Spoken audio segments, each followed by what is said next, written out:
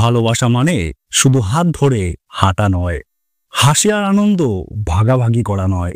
ভালোবাসা মানে কষ্টের সময়ও পাশে থাকা। আজ আমি তোমাদের শোনাবো এমন এক দম্পতির গল্প যাদের ভালোবাসা মৃত্যু পর্যন্ত হেরে যেতে পারেনি।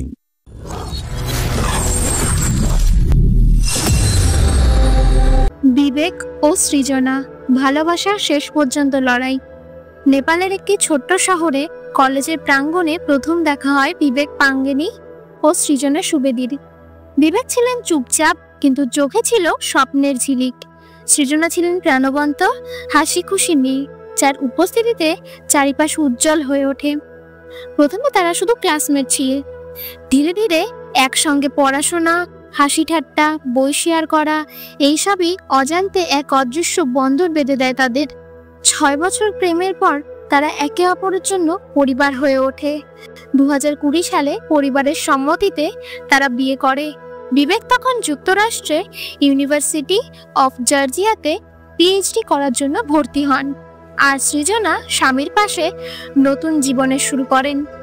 নতুন দেশে, নতুন জীবন, নতুন স্বপ্ন, সবকিছুই ছিল রঙিন।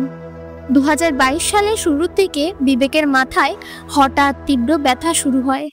প্রথমে তারা ভেবেছিলেন এটা হয়তো অতিরিক্ত কাজের চাপ, কিন্তু একদিন হাসপাতালের রিপোর্ট এলো ব্রেন টিউমার। প্রথমে ডাক্তাররা বললেন স্টেজ 3, কিন্তু পরে জানা গেল ওটা স্টেজ 4 এর ক্যান্সার ছিল। সেদিন রাতে হাসপাতালের কক্ষে তারা দুজন একে অপরের হাত শক্ত করে ধরে বসেছিল। এরপর চিকিৎসা শুরু হলো, কেমোথেরাপি, সার্জারি, অসংখ্য ওষুধ।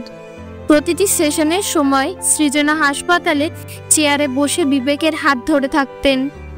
যখন চুল পড়তে শুরু করলো, বিবেকের চুল তো কাটতেই হলো, সাথে সৃজনাও নিজের চুল কেটে ফেললেন, যাতে তার একা বোধ না হয়।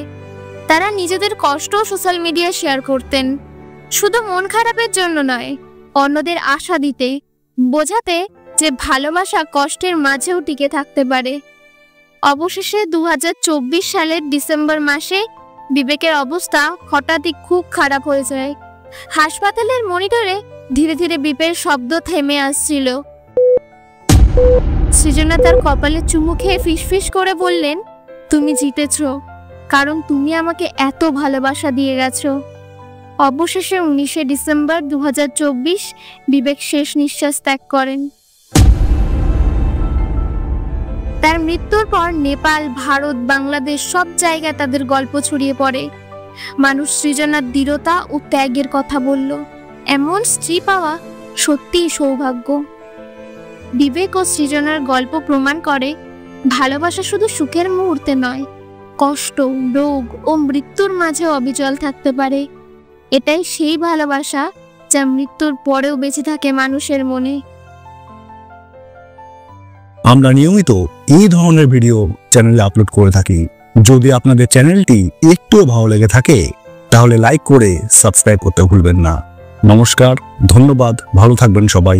আবার আসবো পরের কোনো ভিডিও নিয়ে। ধন্যবাদ।